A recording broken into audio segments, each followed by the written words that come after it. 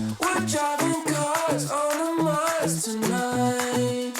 We're blasting off to the stars tonight. We wanna go, go. We wanna go, go.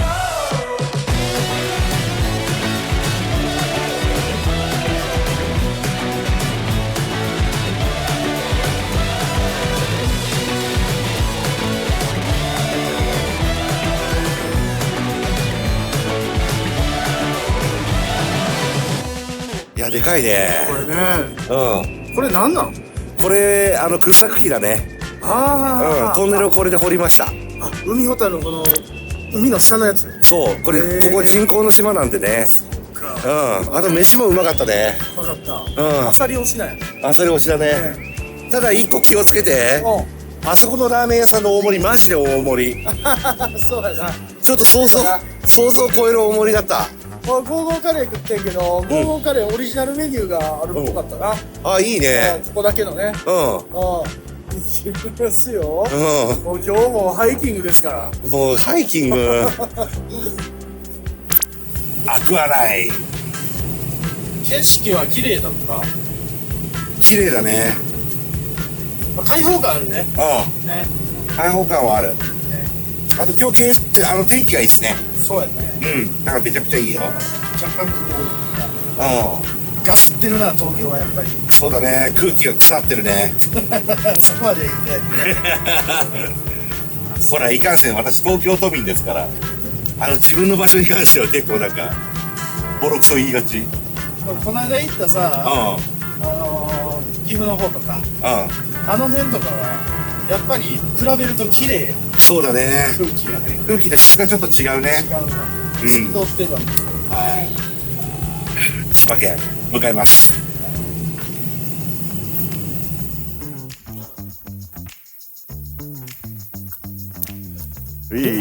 猟師工房ドライブイン。これ見っけてしまった。たまたまなんよこれ。これ知らなくてアクアラインから降りて、県道24号ほんの15分ぐらい走ったら、発見しちゃったんですけど、ジビエがめっちゃあるみたいで行ってみよう。俺さこの漁師系のお店とかめっちゃ興味あるんですよ。なんかさ、ずっとキョン鹿みたいな、まさにこの看板のだよね。そう、これさ千葉ってキョンっていう鹿みたいな動物が、今うじゃうじゃいるんやって、それがめちゃめちゃ美味しいらしいのよ。それ売ってるんちゃうかなって思って、見てこれ本物っしょこれ。すごいね、剥製がいる。こんなんなんやな本物ってな。俺漁師免許取りたいなって思ってるぐらいでさ取れんのか。これとかも本物やね。これタヌキかな。めっちゃおしゃれ。お邪魔します。お邪魔します。めっちゃおしゃれよ。見て。赤マムシ。赤マムシすごいね。赤マムシ。いっぱい上にも。赤マムシ。でもさなんかさ、体元気になりそう系のもんが多いな。何？さ俺さカルパス好きなんやけどね。シカルパス。いいね。ネーミングがいいよね。興味あるわ。味違うのかな。ねえ。薬莢ショットガンの弾あるわ。本物よな。なんかさばきのとはちょっと違うね。そうやな。なんかいろんな種類ある感じがするし、実際に使われたやつっぽいしな。これ何それ。鹿の糞キーホルダー。マジで。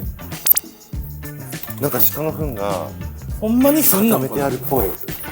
本物なんかな。ねえ。あとここすごいのが、全部このお肉がちゃんといろんな部位が売ってる。待ってました。そういうの。しかもね、なんかね、漁師工房グループの若手が独立で、神藤さんっていうものかな。富津産の鹿肉とかあるし、なんかさペット用のジャーキーとかもすごいあるんだね。ほんまや。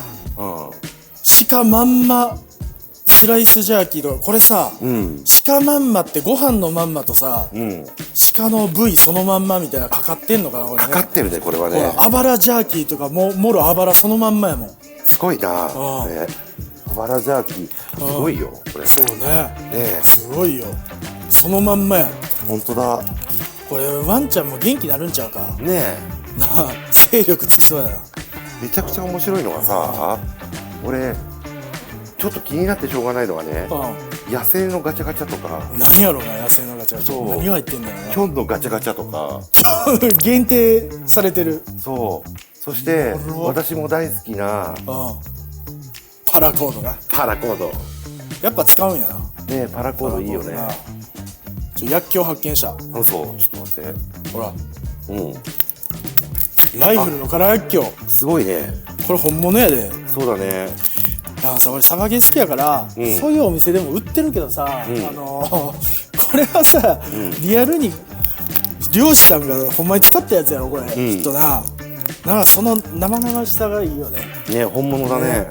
本物よね。値段的にはどうなの？値段的にこれ安いと思うよ。本物でさ、880円キッズ。じゃあ普通なんかサバゲー用で売ってるやつよりリーズナブル。そうね。まあきっと本物じゃないと思うからさ、売ってんのはね。そうだね。おもろ。でもちょっと肉さ、買いたいな。あ、じゃあさ、ちょっとさ、気になるやつお買い物しようか。買い物しよう。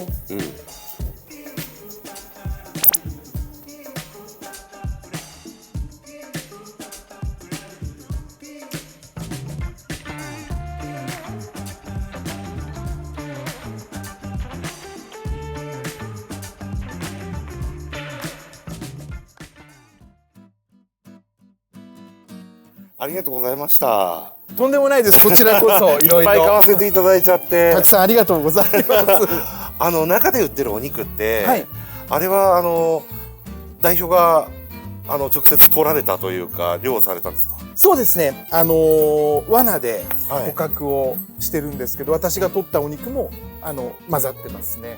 じゃあなんかいわゆる業者さんにお願いして、勝手に納品されるとかそういうことではなくて、もう一から取るところから、私か、グループの若い子とか、あと近所のじいさんの漁師とかが取ったものを、取れたぞって言うと我々が「はい」っつって軽トラで行って市内の工場に持ってって、衛生的にお肉にしてここに並ぶような仕組みですね。ああ、なるほど。じゃあもう本当に産直な感じですね。そうですね。なんかその量を勝手にイメージしてたのは、変な話銃でバーンって撃ってもうそのままその場で作るのかと思ってたんですけど、全然違うんですね。そうですね。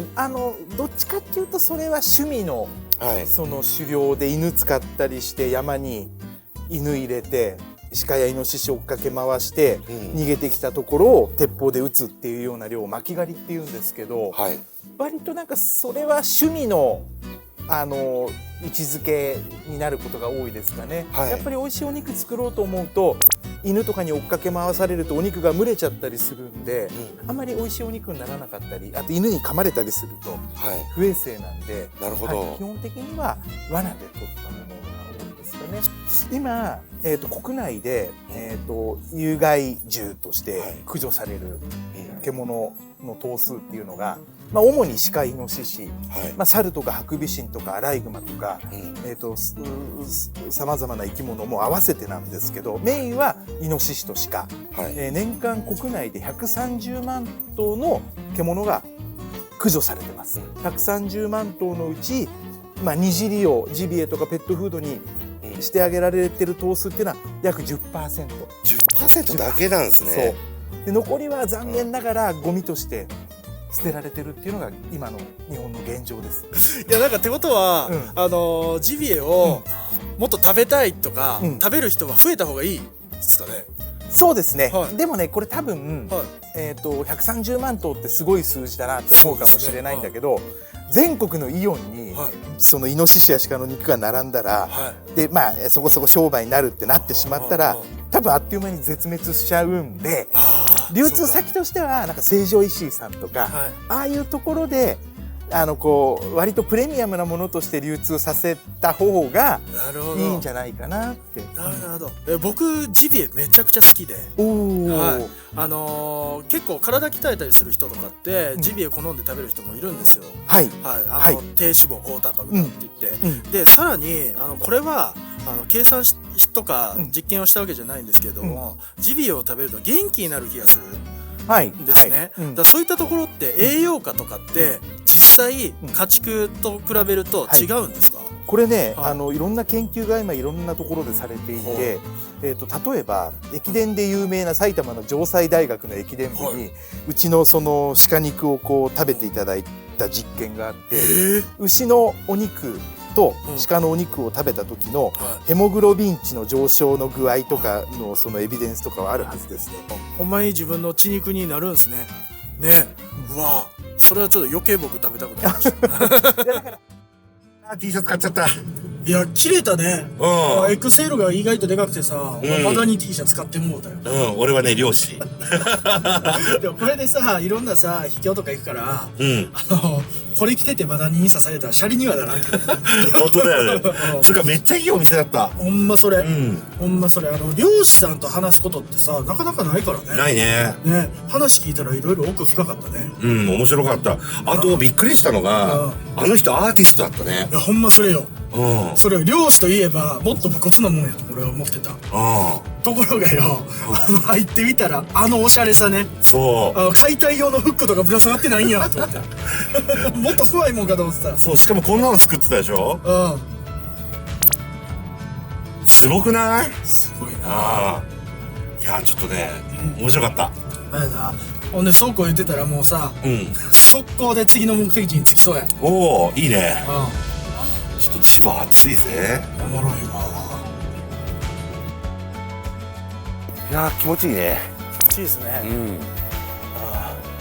でもこの先に今まだめっちゃ山エリアなんですよ。多分滝が出てくるはずなんですけど。でもね、ちょっとね、水の音するんだよ。あ、ほんまや。してきた。ねえ。だから結構これから谷に下っていくんじゃなかろうかと思うわけですよ。ほんまやな、下っていくんやな。そう、ここなんか恋人の聖地なんでしょ。あ、そうな。間違えたね。何も間違えてない。何も間違えてない。早速川あったわ。あ、本当だ。